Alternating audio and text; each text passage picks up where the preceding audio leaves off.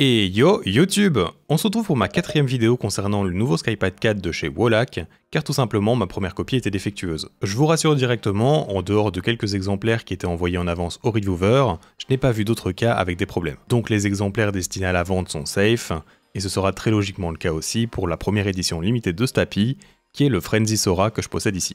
Il dispose de cet artwork que j'aime vraiment bien, non pas spécialement car c'est une anime girl, mais parce que je trouve que l'expression du visage de ce dessin arrive vraiment à vous accrocher quand vous le regardez. Je l'ai découvert sans savoir à quoi il allait ressembler, et c'était vraiment intéressant je trouve. C'est vraiment la mise en scène qui est cool, le personnage n'est pas juste posé là avec une pose random, comme certaines waifus qu'on a pu voir récemment chez d'autres marques. Je dirais que mon appréciation est aussi boostée par le fait que le tapis est en noir et blanc, ce qui lui rajoute un petit truc en plus. Il y a bien sûr en plus des petits accents de rouge, ma couleur préférée donc, que ce soit pour le bandeau en bas à droite ou l'écriture en bas à gauche avec là-bas les indications du numéro de l'exemplaire. Car oui, comme je disais, c'est une édition limitée qui n'aura que 1500 de copies disponibles à la vente aujourd'hui, c'est-à-dire en ce mercredi 22 mai, et ce sera sur leur site officiel. Il y aura en fait deux drops différents de 750 tapis chacun. Le premier aura lieu à 13 h et le second aura lieu à 18 h. S'il vous intéresse, il va falloir être vif je pense, mais malgré tout, n'oubliez pas le code EUPHRAOS pour avoir 10% de réduction, en plus soutenir la chaîne.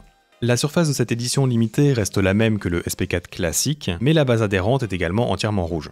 La boîte est similaire, mais les autocollants qui scellent la boîte sont rouges, et les stickers de la marque sont également rouges. Et d'ailleurs, on a ce nouveau sticker avec cette édition limitée. Si vous voulez savoir à quoi ressemble l'expérience d'unboxing de ce tapis, je vous invite à aller voir ma première vidéo sur le SP4, car je vais pas en reparler ici. Voilà, je voulais au moins vous informer sur ça en début de vidéo pour que vous ne ratiez pas le drop. Et si l'on croit le tweet de la marque de début avril, une version bleue devrait aussi être disponible à un moment donné dans le futur.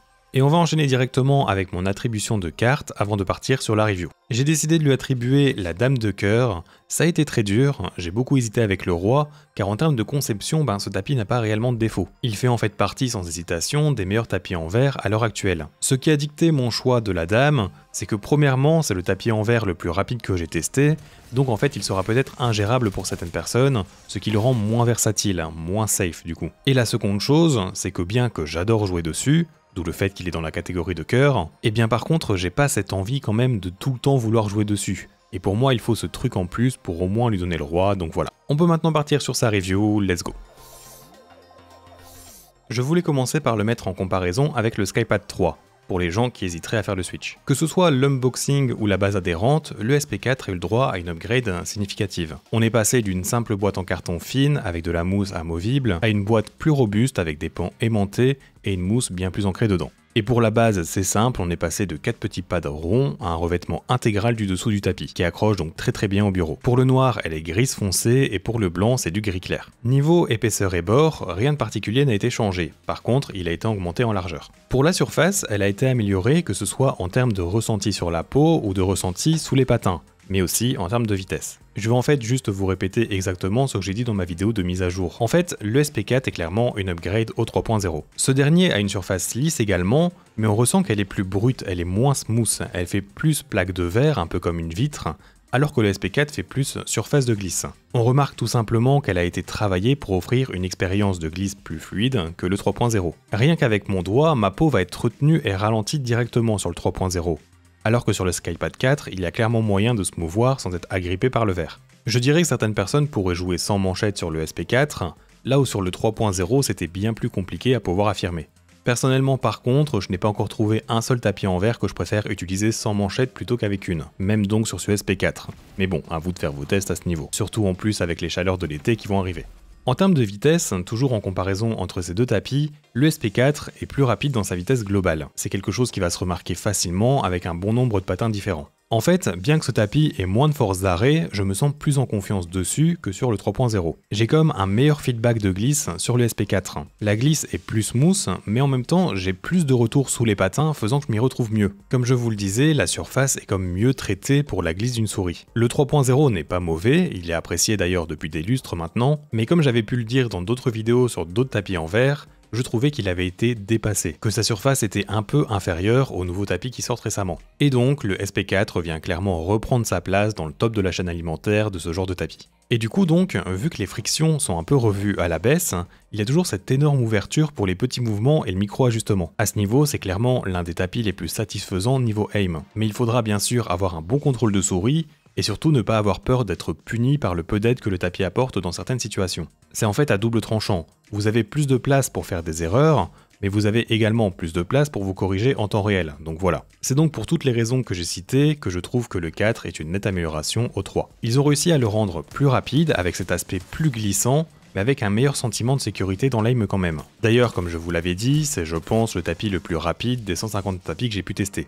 Et ici, les tests de glisse que vous voyez, c'est fait avec des patins contrôle. Bien sûr, en mélangeant d'autres combos de patins et de surface, il y aura peut-être moyen de faire des trucs plus rapides que ce tapis. Mais en tant que hardpad avec du PTFE, c'est le plus rapide. Il est le seul à avoir la note de 10 sur 10 en vitesse dans ma base de données, qui est un tableau où je référence toutes les souris et tous les tapis de souris que j'ai pu tester depuis maintenant plus de 2 ans. Et si ça t'intéresse, le lien sera en description. C'est clairement le genre de tapis qui donne envie de tryhard son aim en fait. Je sens le potentiel que je pourrais avoir si j'avais pas autant de boulot avec mes vidéos et que je pourrais juste train. Je vois par exemple que sur Kovacs, c'est pas avec lui que j'ai les meilleurs résultats. Et c'est peut-être quelque chose que je pourrais modifier si j'avais plus de temps pour m'entraîner là-dessus, donc voilà. Je voulais maintenant vous proposer un segment sur comment réagissent différents patins sur ce tapis, car sur du verre je trouve que c'est bien plus important que sur des tapis en tissu. Il faut quand même savoir que c'est pas si difficile de trouver des patins qui marchent très bien sur ce tapis. Je vais essayer de les présenter en allant dans l'ordre du plus lent au plus rapide. Il y a d'abord les X-Ray Pad Obsidian Pro qui sont tout simplement une collaboration avec Wallach. J'ai en fait du mal à les apprécier sur des tapis en verre à l'exception de ceux SP4. Ce sont des patins qui vont rendre plus contrôle des surfaces en verre, en ajoutant donc un frottement plus prononcé sur la surface. Mais avec le SP4, qui est très smooth et rapide, la combinaison peut être envisageable si vous le trouvez trop rapide. Il devrait être logiquement plus durable que du PTFE classique, si c'est important pour vous. Ce qu'il pourra améliorer sur ces patins, c'est peut-être réduire un peu leur diamètre, car ils sont en fait plus larges que plein d'autres dots, et c'est parfois difficile de les placer exactement là où vous voulez, selon les encoches prévues chez certaines souris. Et sinon, les deux choix que moi je vais préférer pour ce choix contrôle, ce sont les X-Ray Pad Obsidian ou encore les Ruby de chez Laonda, qui sont tous les deux rouges. Ils ont aussi normalement une durabilité accrue comparée à d'autres PTFE. J'imagine qu'ils sont très similaires niveau fabrication parce qu'on ne trouve pas des patins rouges tout le temps, et je préfère peut-être un poil plus ceux de Laonda, j'ai l'impression que dans cette augmentation de friction sur le tapis, ceux-là sont un peu plus homogènes.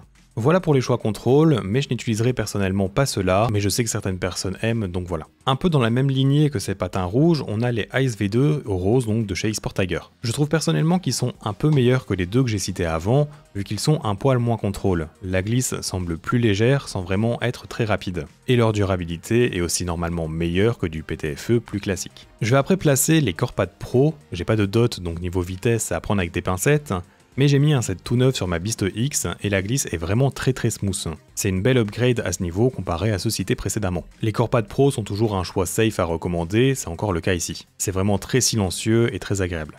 Après, je peux vous conseiller les Ghost Glide Edge Runner qui font partie de mes patins préférés. Sur ce SP4, je dirais qu'ils sont un peu moins smooth que d'autres, mais la friction qu'ils rajoutent pour rendre le tapis donc un peu plus contrôle est plus agréable que d'autres. Et d'ailleurs, après de cette même marque, qui va aussi exceller, ce sont les Ghost Glide Cyclone, qui sont dans mes top recommandations pour du verre. Ils sont en fait silencieux, smooth et rapides. Après, on a les Tiger Eyes V2, qui sont ultra connus, un des bons choix sur le tapis sans aucun problème, c'est fluide et rapide également. Et encore dans le même ordre d'idées ensuite, les X-Ray Pad Jade, qui en patin large sur ma Ultralight X, sont vraiment silencieux et très agréables. C'est l'un des meilleurs choix de mon point de vue si vous aimez la glisse satisfaisante de ce genre de tapis. Et finalement, les plus rapides que j'ai pu trouver, qui ont un ressenti par contre un peu plus dur, moins smooth, ce sont les Soft Ace de chez Laonda, désolé je le prononce mal. C'est globalement quelque chose qui est assez proche des X-Ray Pad Jade. Je les ai pas beaucoup testés, mais leur vitesse m'a assez étonné, surtout pour accompagner une souris aussi légère que la Sora V2. J'aurais aussi aimé vous parler des Plasti X, mais malheureusement j'ai pas pu les user assez avant de faire cette review. Après 2 jours, je les aime toujours pas plus que d'autres, donc voilà.